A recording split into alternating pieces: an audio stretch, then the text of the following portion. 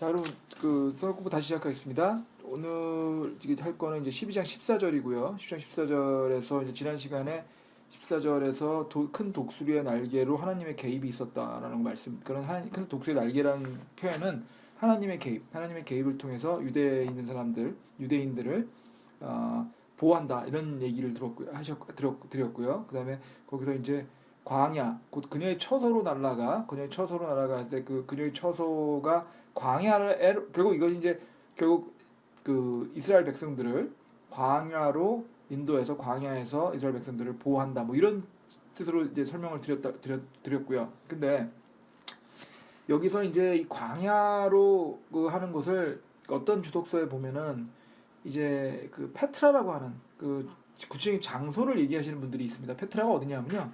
지금으로 치면 요르단입니다. 지금 요르단에 있는 지역이고요. 이 페트라라는 지역은 그 나바테아이라고 하는 그 BC 6세기경에 나바테아인이라고 하는 그 지역에 살던 유목민들이 만든 도시이고요. 이 도시는 사실은 그 돌을 깎아서 만든 도시입니다. 돌을 깎아서 만드는 도시고 굉장히 험한 그 아주 좁고 험한 그 협곡 사이에 협곡을 갖고 들어가서 있는 곳이어서 BC 6세기 만들었었던 도시인데 19세기가 돼서야 발견됐던 도시입니다. 그래서 굉장히 안전한 지역이죠. 이 페트라가 어디냐고 생각하시면 되냐면 이거 복잡하게 생각하지 마시고요. 영화 혹시 보신 분 중에서 보면은 이제 옛날에 그 인디아나 존스라는 영화가 있습니다. 인디아나 존스의 그 영화의 최후의 성전이라는 그 편에서 그 나오는 어떤 그 큰 그 아주 좁은 그 협곡을 지나가지고 가는 그런 그 성전을 그 소위 말하는 최후의 성전이라는 곳으로 가거든요. 그게 바로 페트라입니다. 그러니까 그 인디아나 존스에 나온 도시다 이렇게 생각하시면 됩니다. 그래서 사실은 굉장히 유명한 도시인데요. 거기서 그 페트라로 바로 유대인족을 데려가고 그렇게 설명하셨고 또 우리나라의 유명한 목사님 뭐 예를 들면 정동수 목사 같은 분도 그렇게 설명을 하시더라고요. 근데 글쎄요. 뭐 저는 뭐 그건 잘 모르겠습니다. 이게 광야라는 거 하는 곳이 이게 결국 안전한 곳으로 그 이스라엘 백성들을 인도에서 보호한다는 점에서 아마 그런 페트라를 생각하신 것 같은데 성경에 뭐 페트라가 나와 있는 것도 아니고 그냥 광야 그녀의 처소라고 되어 있는 곳이고 또 페트로가 광야에 있는 곳이긴 하지만 그렇다고 그래서 그곳이 뭐 이스라엘 백성이 가는 곳 이렇게 설명하기는 좀 어려울 것 같고요. 제 생각에는 그냥 단지 그 페트라 같은 그런 광야에 있는 어떤 특별한 그 보호의 장소로 그 이스라엘 백성을 갖다 이 정도 해석하면 되지 않을까 싶습니다. 그래서 이 하나님의 특별한 기적적인 보호하심이 있었다 이런 얘기 생각하시면 되고요. 그다음에 그 지금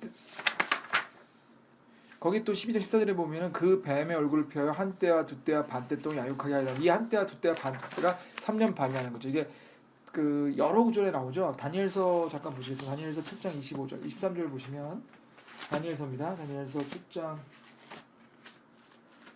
23절.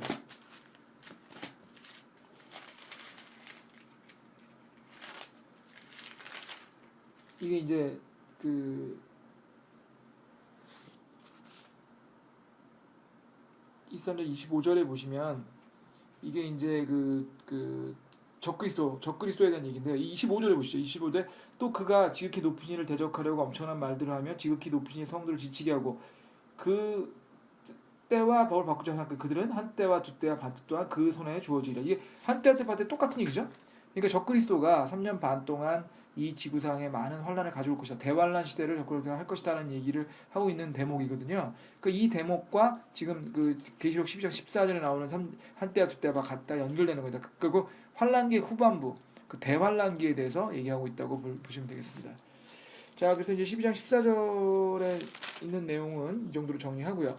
10장 15절로 가겠습니다. 뱀이 자기 입에서 여자 뒤에 물을 홍수같이 내뿜어 여자를 홍수에 떠내야 하되 땅이 여자를 도와 자기 입을 벌려 용이 그의 입에서 내뿜은 홍수를 삼키니.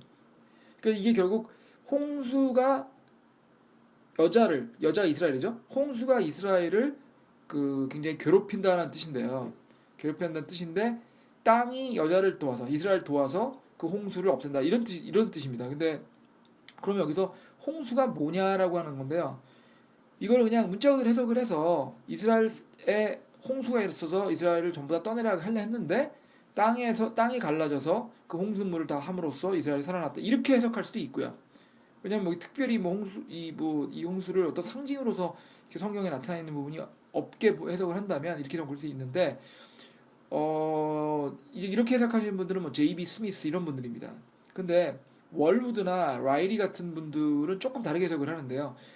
예를 들면 에레미야기에 보면요. 에레미야기에서 보면은 군대를 그 물로 홍수로 설명하는 대목이 나옵니다. 에레미야기 40장 2절 보시면요. 에레미야서 40장 2절을 보시면 주께서 이와 같이 말씀하시니라 보라 물들이 북쪽에서 일어나 넘치는 홍수가 되어 그 땅과 거기 있는 모든 곳 곧 도시와 거기에 거하는 자들 위에 넘치리니 사람들이 부르짖으며 그 땅의 모든 거주민이 울부짖으리라 그의 힘센 말들이 내닫는 발굽 소리와 그의 병거들이 돌진한 소리와 그의 바퀴들이 구른 소리에 아버지들의 손에 힘이 빠짐으로 뒤돌아서 자기 자녀를 보지 못하리니 그 까닭은 모든 블레 사람이 노력하여 두로와 시돈에 남아서 그들을 돕는 자를 다 끊어버린 날이 임하기 때문이라.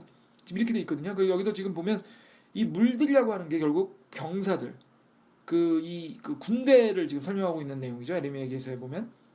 그러니까 이 에레미야기에 나오는 이 내용은 결국 군대들, 그 수많은 군대들이 홍수 같은 거로 표현이 돼서 유대인을 추격하는 장면이거든요. 그 요거와 비슷하게 봐서 이 홍수가 결국은 이 저기 군대다. 그 군대가 이스라엘을 공격하는 장면이다라고 해석을 하는 것이 어떠냐고 하는 분들이고요. 이 라일리 같은 분이나 월브 같은 분들인데요. 근데 그렇게 군대가 이스라엘 백성들을 이렇게 공격을 했음에도 불구하고 그럼에도 불구하고 그 주님의 그 섭리에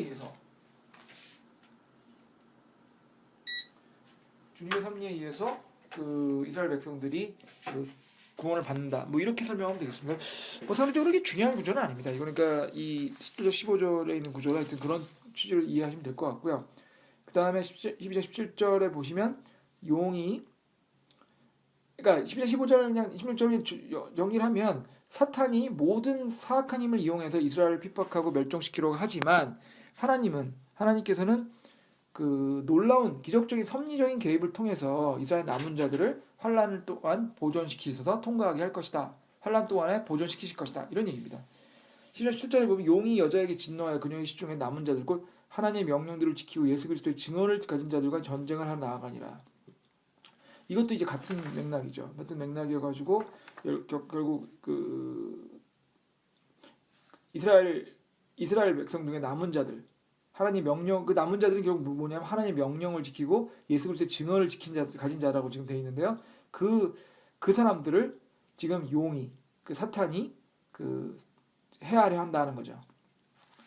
이 얘기도 하여튼 그 아까 말씀드린 것처럼 이스라엘 백성들에 대한 그 사탄의 그 핍박을 있을 것이라는 얘기고 그럼에도 불구하고 주님께서는 그 이스라엘 백성들을 사탄의 핍박으로부터 구원하실 것이다. 보호하실 것이다. 어떻게? 섭리적인 개입을 통해서 기적적인 개입을 통해서 이렇게 얘기했어요. 자, 이 정도로 해서 지금 12장의 내용들은 다 정리를 한 것 같고요. 근데 12장은 사실은 13장의 서론 역할을 하고 있습니다. 13장에 가면은 계시록 13장 잠깐 볼까요? 계시록 13장을 보시면 13장도 굉장히 유명한 장이죠. 굉장히 재밌는 장인데 13장에는 크게 두로 나눠집니다. 13장 1절부터 10절까지 있는 내용은요. 뭐냐면은 바다에 나오는 짐승 이거는 적그리스도에 대한 얘기고요. 11절부터 18절까지 내용은 그 땅에서 올라오는 짐승 거짓 대언자에 대한 얘기입니다. 지금 12장에서 사탄이 용으로 나왔죠. 그러니까 사탄에 대한 얘기가 12장에 나왔고 13장에는 거짓 대언자와 적그리스도가 나옴으로써 사탄의 삼위일체가 12장 13장에 다 나오게 되거든요. 그러니까 그런 점에서 12장은 13장의 서론 역할을 하는 지금 장이 되고 있고요. 그러면 저희가 이런 그 상황에서 이제 지금까지 있었던 걸 한번 정리해 보겠습니다. 그러면은 지금 이제 환란기는 크게 나눠서 7년이 두 개로 나눈다고 말씀드렸죠. 첫 3년 반과 후 3년 반인데 그 3년 반 중간쯤에 이제 일어나는 일들이 지금 일어나고 있습니다. 중간쯤 뭐가 일어났을까요? 첫 번째로 볼까요? 계시록 11장 7절에 보시면요.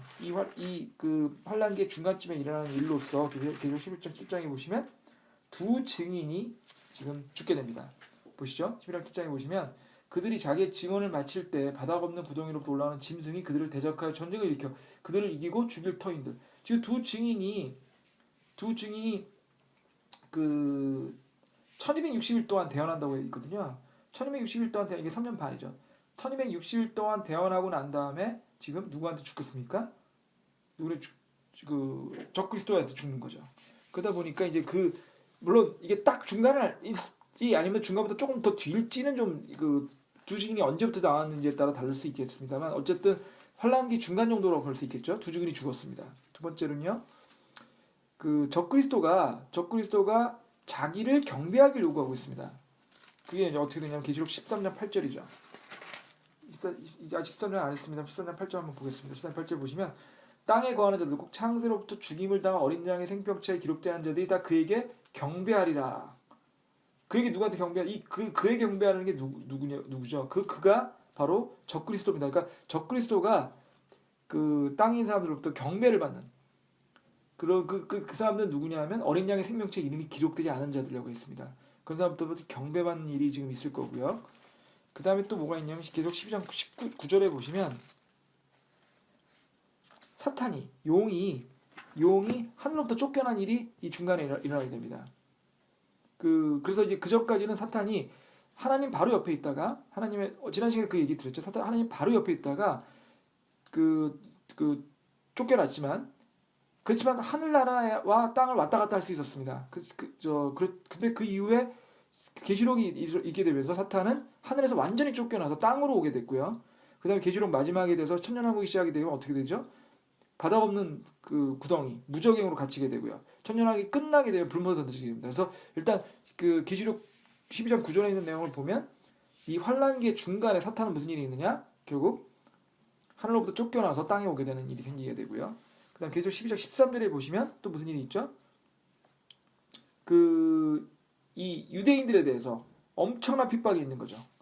용이 자기가 땅으로 내쫓긴 걸 보고 사나이를 낳는 그 여자를 핍박하냐. 지금 사탄이 하늘에 쫓겨난 거에 대한 분풀이를 누구한테 하고 있죠? 유대인들 하고 있습니다.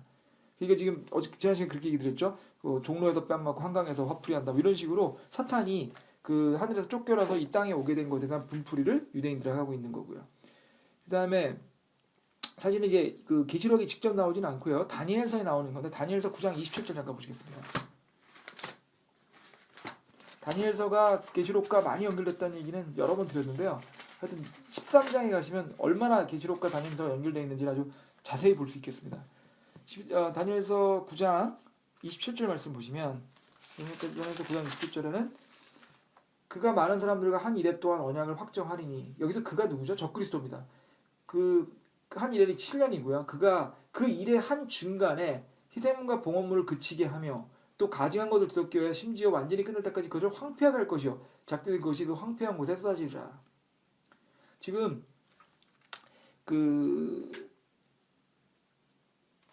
이 얘기는 뭐죠? 적그리스도가 처음에 그 환란기 시작할 때 사람들과 약속을 합니다. 근데 그 약속을 하다가 환란기 중간에 가가지고 그 약속을 깨죠. 그 얘기를 지금 하고 있는 거죠. 그래서 지금 그럼으로써 하여튼 그러면서 자기를 또 높이는 일을 했고요.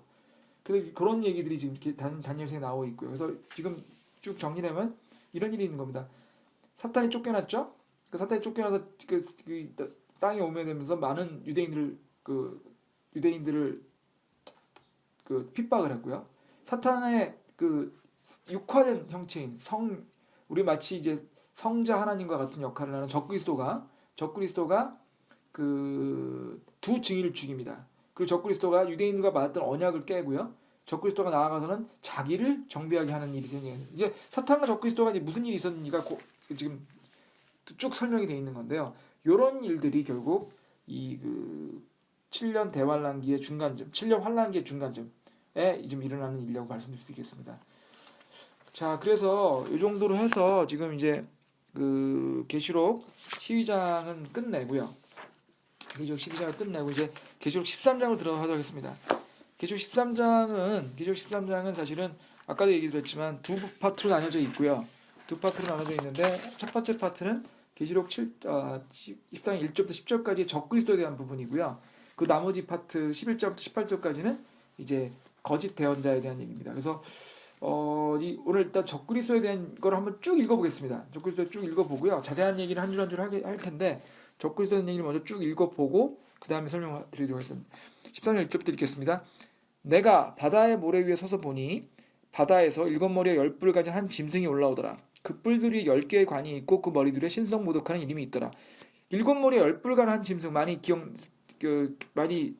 그 귀에 이게 눈에 익으시죠? 지금 이게 사탄에 대한 설명과 굉장히 유사하죠. 사탄에 대한 지금 12장 한번 볼까요? 지금 우리가 뭐 방금 전에 배웠던 거니까 12장에 보시면 12장 3절에 보시면요. 일곱 머리와 열 뿔을 가진 큰 붉은 용이 있는데 그 머리 중에 7개의 관이 있다고 되어 있습니다. 일곱 머리와 열 뿔이 있고 7개의 관입니다. 여기는 일곱 머리와 열 뿔을 가지고 있고 10개의 관이 있습니다. 다 똑같은데 뭐가 다르죠? 관이 다르죠. 그래서 10개의 관이 있고 이 10개 관이 있는 이거는 그래서 적그리스도다라고 좀 보통 얘기를 하고요. 14절 2절 보겠습니다. 지금 쭉 훑어볼 거기 때문에 뭐 그냥 자세한 얘기는 아니고요. 내가 본 그 짐승은 그 표범과 비슷하고 그의 발은 곰의 발 같으며 그의 이름은 사자의 입 같은데 용이 자기의 권능과 자기의 자리와 그 권세를 그에게 줬더라. 용이 사탄이었습니까? 사탄이 권능과 자리와 권세를 누구한테요? 적그리스도한테. 그러니까 용이 사탄이고 그가 적그리스도인데 이 내용들 보면 마치 성부 하나님이 예수 그리스도 성자 하나님한테 권능과 권세를 주시는 거와 굉장히 유사한 거죠. 그래서 그 사탄의 삼위일체에서 그 성부와 성자의 관계가 사탄의 삼위일체에서는 사탄과 적그리스도의 관계다라고 말씀드릴 수 있는 거고요. 그런 그 증거 규정이 되는 거고요. 그 다음에 13절 3절에 보시면 또 내가 봄에 그의 머리들 가운데 하나가 상처를 입게 죽게 된 것 같이 그의 치명적인 상처가 나음에 온 세상이 놀라며 그 짐승을 따르더라. 이거 굉장히 재밌는 규절입니다. 계시록 5장 6절 보실게요. 계시록 5장 6절이요. 또 내가 또 보니 보라 왕자와 네 짐승의 한가운데 장로들의 한가운데 어린 양이 서 계시는데 전에 죽음을 당하신 것 같더라. 그분께 일곱 뿔과 일곱 눈이니 그 이눈들은 온 땅에 보내심을 받은 하나님의 일곱 영이더라. 지금 여기 보시면 지금 그 어린 양이 결국 예수 그리스도였잖아요. 예수 그리스도가 죽음을 당한 것 같다는 얘기가 지금 강한 모습으로 죽음을 당하셨던 것 같은 모습으로 지금 셋째 하늘에 계시는 모습을 지금 5장 6절에 얘기하고 있는 거 아닙니까? 근데 지금 보면 12장 3절에서 나온 것도 보면 굉장히 비슷한 얘기를 하고 있는 겁니다. 마치 치명적인 상처가 나음에 짐승을 따르게 되었더라. 이것도 지금 마치 죽임을 당했다가 부활한 것 같지 않습니까? 지금 라일리 같은 분은 어떻게 얘기하시냐면 부활에 대한 얘기와 똑같은 얘기를 문장을 써가지고 함으로써 마치 우리 그리스도께서 죽었다 부활하신 것처럼 사탄도 적그리스도도 죽었다 부활한 것 물론 그리스도의 부활은 진정한 부활이고 진짜 부활하신 거지만 우리 적그리스도의 부활은 가짜죠. 그건 이제 흉내만 내는 거거나 속이는 건데 그럼에도 불구하고 적그리스도가 죽었다 살아난 것 같은 그런 기적을 함으로써 사람들을 놀라게 하고 그 사람들을 따르게 한다는 겁니다. 그래서 사실 그런 점에서 이제 그 적그리스도가 이적을 행함으로써 놀라운 기적을 행함으로써 아니면 그것이 이게 죽었다 살아난 게 뭐 어떤 거죠? 이게 요즘에 말하는 소위 말하는 신유죠. 신적인 치유라고 하는 거 있지 않습니까? 신적인 치유. 그 신유라는 걸 통해서 큰 기적을 보내는 그런 거랑 굉장히 유사하죠. 근데 이게 좀 무서운 게요. 사실 여러분들 지금 제가 몇 번 저희가 이제 성경 공부하는 과정에서 말씀드렸던 것 중에서 이제 은사라는 거에 대해서 얘기를 드렸던 기억이 납니다. 이거 잠깐 요 얘기는 직접적인 관계는 없지만 한번 여러분들한테 말씀드릴 사항이 된 것 같아서 말씀드리면 은사라는 거는 기프트, 영어로는 선물이라고 돼 있다고 말씀드렸죠. 그래서 은사라는 거는 사실은 초기 기독교에서 은사 신유라든지 방언의 은사가 있었던 거는 왜 그랬냐면 그때 초기 기독교는 아직 우리나라 경전이 우리한테 주지 않았고 또 아직 믿음에 대한 그런 기본이 안 돼 있었던 때이기 때문에 사실은 기적을 보여줌으로써 이적을 보여줌으로써 사람들이 주님 초기 교회가 설립할 수 있는 되게 중요한 그런 계기가 될 수 있었고 그런 점에서 일시적으로 초기 교회에 일시적으로 그 은사가 있었다고 말씀드렸죠. 그렇지만 그 은사는 초기 교회 이후에 없어졌다고 말씀드렸죠. 그래서 없어진 거에 가장 중요한 증거는 뭐라고 말씀드렸죠? 사도 바울 얘기 드렸죠. 사도 바울 자체가 눈병을 앓았는데 그걸 3번이나 없애달라고 했음에도 불구하고 눈병을 없애지 못했다. 이런 얘기가 나온다고 말씀드렸지 않습니까? 그러면 사도 바울마저도 본인 스스로도 치유를 못한 거예요. 그러니까 은사가 없어진 거죠. 초기 그 사도행전 초반에 그 은사가 있다가 사도행 후반에 은사가 없어집니다. 그러면 이제 그렇게 은사가 없어지는데 초기 교회도 은사가 그런 그 신유의 은사 이런 게 없어졌는데 그게 왜 지금까지 남아 있냐는 얘기가 말이 안 되는 거 아니죠. 그래서 디모데 그 전서인가요? 그거 보면 그런 내용이 나오거든요. 왜냐하면 사도 바울이 디모데한테 쓰면서 그 위장병이 있다고 들었다. 그렇다 그러면은 포도즙을 좀 마셔라. 뭐 이런 얘기가 있단 말이죠. 그러면 사도 바울이 디모데면 사도 바울이나 디모데나 얼마나 믿음이 강한 분들입니까? 사실 가장 믿음이 강한 분들일 텐데 이 세상 이 지금까지 역사상 가장 믿음이 강한 분이라고 봐도 과언이 아닌 분일 텐데 근데 이분들이 신유를 가리게 한 게 아니잖아요. 포도즙 먹으라 그랬죠. 아니 그냥 기도해서 낫겠다 이렇게 얘기해도 되는데 말이죠. 그래서 이런 맥락을 놓고 보면 결국 그 신유라 이런 그 소위 말하는 신유라든지 아니면 그런 그 초기 교회에 있었던 은사들은 그 당시에 일시적으로 있었던 거고 그다음에 없다고 보는 게 더 성경적인 거라고 말씀드렸는데 그럼에도 불구하고 지금 많은 신유들을 하는 그런 소위 말하는 목사들이 있죠. 지금도 있습니다. 뭐 멀리 갈 것도 없습니다. 뭐 저 순복음교회 같은 데 많이 있죠. 그럼 그것들이 성경적인 거에 가까운 성경적으로 주님의 그런 은사에 가까운 것인지 아니면 거짓 대언자나 아니면 지금 그 뭐 나아가서 적그리스도의 그런 거짓 그 기적과 비슷한 것인지 뭐 그걸 꼭 제가 뭐 말씀 안 드려도 다 이해하시겠죠? 그거는 사실은 그런 적그리스도나 거짓 대언자의 거에 가까운 것이지 결코 주님이나 아니면 초기 교회의 그런 진짜 은사가 가까운 것은 아니라고 말씀드릴 수 있습니다. 그래서 그런 점에서 근데 그럼에도 불구하고 굉장히 많은 사람들이 그런 소위 말하는 그 신유라든지 뭐 아니면 방언이라든지 이런 것들에 많이 혹하죠. 또 뭐 대형 교회 뭐 말씀드린 것처럼 그 순복음교회 모이는 그 수많은 사람들이 그걸 믿으시는 거 아닙니까?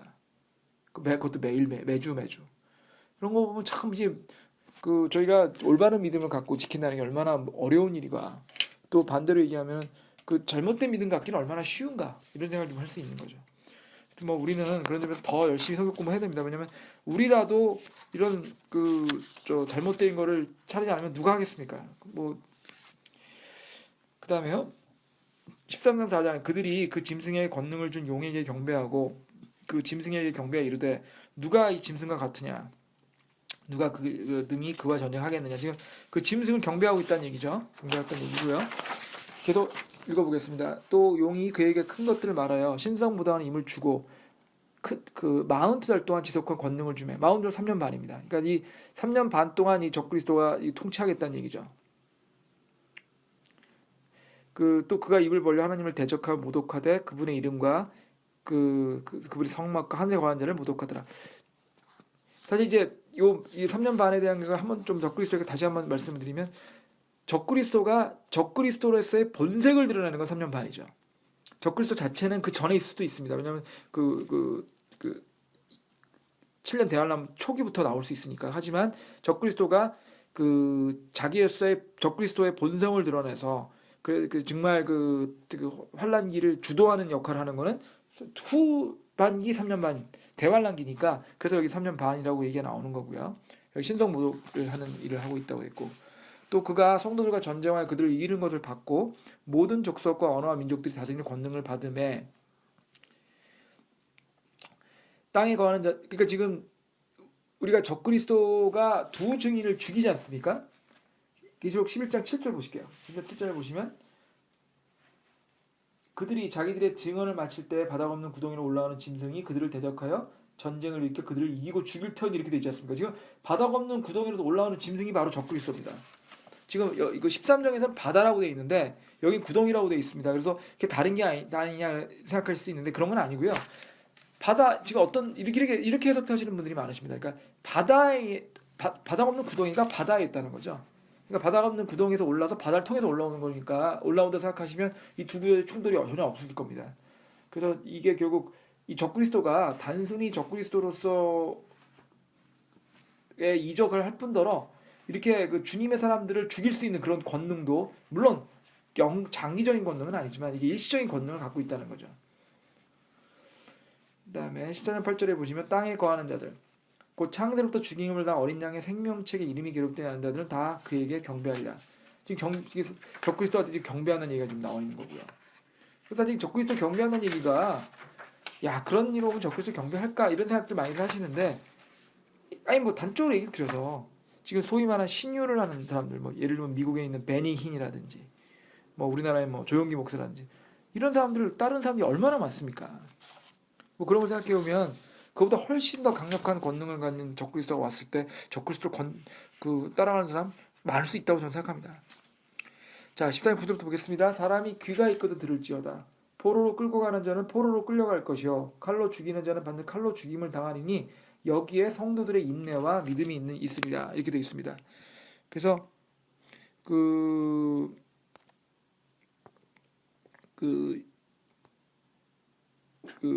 지금 요거는 이제 무슨 얘기냐면은 이 적그리스도에 대해서 지금 적그리스도가 많은 사람들에게 해를 끼칠 것이고 또 적그리스도가 많은 성도들한테 굉장히 많은 박해를 주겠지만 그렇지만 성도들에게 지금 위로를 주는 말씀이시죠. 칼로 죽이는 자는 반드시 칼로 죽임을 당하리니 포로로 끌려갈 자는 포로로 끌려갈 것이요. 이게 지금 성도들이 인내할 경우에 결국 그 적그리스도들은 멸망하게 될 것이고 성도들의 인내와 믿음은 그 답을 받을 것이다 이런 얘기가 그게 위로가 되는 그런 얘기가 있는 거죠. 자 그래서 여기서부터 지금 11장 1절 13장이죠. 13장 1절부터 10절까지의 내용이 적그리스도에 대한 얘기를 한번 쭉 읽어봤습니다. 적그리스도 어떤 건지 지금 그냥 개략적인 걸 좀 훑어봤고요. 자 이런 적그리스도에 대한 얘기를 좀 나눠보고 싶은데요. 적그리스도에 대한 얘기를 나눌 때 일단 그 적그리스도라는 말을 그 영어로 이제 엔타이크라이스트라고 돼 있는데 영어로 보면은 그 엔타이크라이스트의 앞에 A자를 소문자로 쓰는 경우가 있고요. 대문자로 쓰는 경우가 있습니다. 소문자로 쓰면 그거는 적그리스도의 라고 불리는 그런지만 그 환란기 적그리스도는 아니지만 그런 환란기 적그리스도 같은 성격을 가지고 있는 아주 나쁜 사람들을 이제 표현하는 말로 많이 쓰는 겁니다. 그래서 보통 이제 그런 작은 소문자로 쓰는 적그리스도라고 얘기되는 사람들은 어디 있냐면 예를 들면 뭐 네로라든지 히틀러라든지 이런 사람들은 이제 진짜 적그리스도라기보다는 적그리스도의 예표에 가까운 건데 그래도 사람들이 이제 역사상 적그리스도에 가까운 사람이다 이렇게 많이 하죠. 그 다음에 이제 대문자 적그리스도 하는 사람들은 하는 거는 딱 한 사람이죠. 그건 누구냐면 환란기의 마지막으로 오는 적그리스도, 진짜 적그리스도고요. 그래서 환란기 중간에 자기를 숭배하고 주님의 봉헌물을 그치게 하는 자, 바로 이런 자죠. 요한 1서 2장 18절 잠깐 보겠습니다. 요한 1서 2장 18절.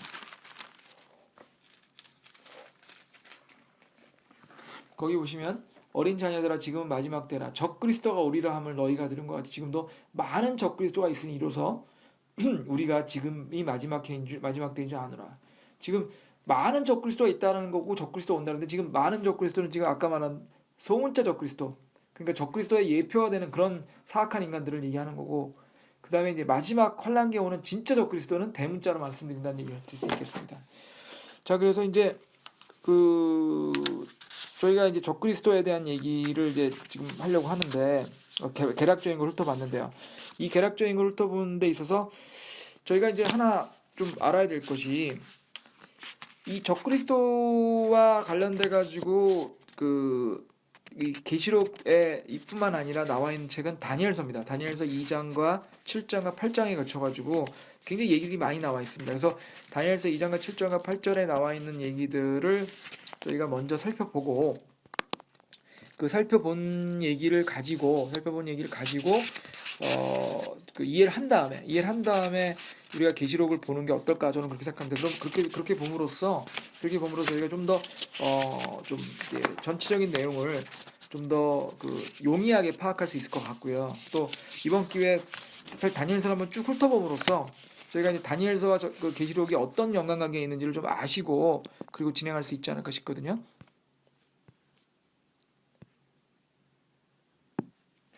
예, 일단 이 다니엘서 들어가기 전에 한두 가지 좀 저희가 다시 한번 말씀드릴 게 있습니다. 지금 저희가 성경을 읽을 때 항상 그 해석을 하는 방식이 이제 문자적으로 해석을 하는 걸 원칙으로 생각을 말씀드렸죠. 근데 그렇지만 성경에 또한 상징이 나오는 경우도 많이 있습니다. 그래서 그러니까 상징으로 나왔을 경우에는 상징으로 해석을 하고 문자적으로 나왔을 경우 문자로 해석하는 것이 성경 해석의 반칙이고요. 또 성경 해석할 때 가장 또 중요한 것은 성경대로 해석하는 겁니다. 고린도전서 2장 13절 말씀 잠깐 보겠습니다. 고린도전서 2장 13절.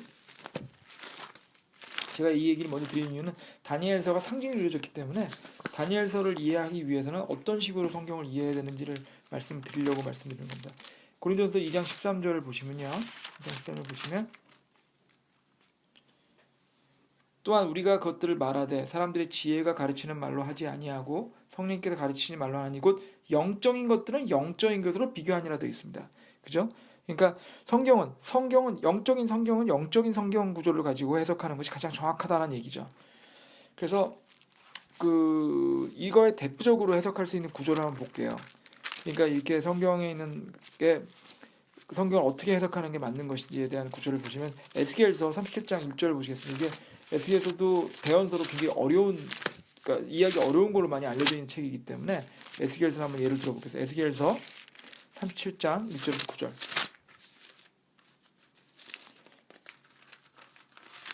제가 읽어보겠습니다. 이 유명한 마른 뼈의 환상에 대한 구절이죠. 읽어보겠습니다. 주의 손이 내 위에 임하사 주의 영 안에서 나를 데려다가 뼈가 가득한 골짜기 가운데 주시고 또 나로 하여금 사방에 있는 그 뼈들을 곁들여 지나게 하시니라. 보라, 그 열린 골짜기에 뼈들이 심히 많으며 보라, 그 뼈들이 심히 말랐더라. 그분께서 내가 이르시되 사람의 아들아, 이 뼈들이 살 수 있겠냐 하시기에 내가 대답하되 오 주 하나님이여 주께서 하시나이다 하니 그분께서 다시 내게 이르시되 이 뼈들 위에 대언하고 그것들을 이르기를 오 너희 많은 뼈들아 주의 말씀을 들으라. 주 하나님 이 뼈들에게 이렇게 말하노라. 보라, 내가 숨을 너희 속에 들어가게 하리니 너희가 살리라. 내가 너희에게 힘줄을 두고 너희 입에 살이 생기게 하며 너희를 살갗으로 덮고 너희의 숨을 불어 넣으리니 너희가 살리라. 또 내가 주인 줄 너희가 알리라. 이에 내가 영영대로 대언하니 내가 대언할 때 시끄러운 소리가 나며 보라 흔들림이 있고 그 뼈들이 함께 와서 뼈마다 자기 뼈에 이르더라. 보라 또 내가 또 보니 보라 심줄과 살이 그 뼈에 생기며 그것들 위에 살까지 덮였으나 그것들 속에 숨은 없더라. 그때 그분께서 내게 이르시되 사람의 아들아 바람에게 대언하라. 바람에게 대언하 이르기를 주 하나님이 이같이 말하노라. 오 숨아 내 바람으로부터 와서 이 죽임당한 자를 위해 숨을 불어 그들이 살게 하라. 지금 이게 어떤 거죠? 마른 뼈들이 지금 쭉 있었습니다. 그 뼈들이 지금 붙게 되고요. 주님의 말씀에 의해서 거기에 힘줄이 생기고 살까지 덮이고 최종적으로 숨이 돼가지고 살아나게 되는 거죠. 그래서 이 마른 뼈의 구원에 대한 것들, 이 마른 뼈에 지금 이런 내용들을 마른 뼈가 다 붙어가지고 이 사람이 된 숨을 불어넣는 이 과정을 어떻게 해석하시는 분들이 있냐면 이게 개인의 구원이다. 그러니까 하나님의 은혜에 의해서 개인이 구원받는 거를 이렇게 표현한 것이다. 이렇게 설명하시는 분들이 있어요. 장로교에서 많이 이렇게 하십니다. 장로교 쪽 계신 분들은 그렇게 많이 해석을 하는데요. 이거에 뭐 어렵게 멀리 갈 것도 없고요. 바로 뒷부분을 보시겠습니다. 계시록 11장, 그러니까 지금 계시록 37장이죠. 37장의 11절에 보시면 그때 그분께 내게 이르시되 사람의 아들아 이 뼈들은 이스라엘의 온 집이라. 또 그들이 보라 그들이 이르기를 우리의 뼈들은 말랐고 우리의 소망은 없어졌으며 우리를 말하건대 우리 몸의 뿌리들은 끊어졌다 하느니라. 또 12절에 보면 주 하나님이 이와 같이 말하노라. 보라 오 내 백성아 내가 너희 무덤들을 열고 너희로 하여금 너희 무덤들에서 나오게 하며 너희를 이스라엘 땅에 데려가게 하리라. 지금 우리 뼈가 뭐라고 말씀드리고 있죠? 뼈는 이스라엘의 온 집이라고 그냥 명확히 얘기하셨습니다. 그리고 또 뼈가 지금 전부 다 무덤에 나와서 이스라엘 땅으로 데려가게 하겠다 지금 이렇게 얘기하고 있는 거 아닙니까? 그러니까 결국 그냥 뭐 멀리 갈 것도 없이 지금 이 뼈는 이스라엘에 대해 얘기하고 있거든요.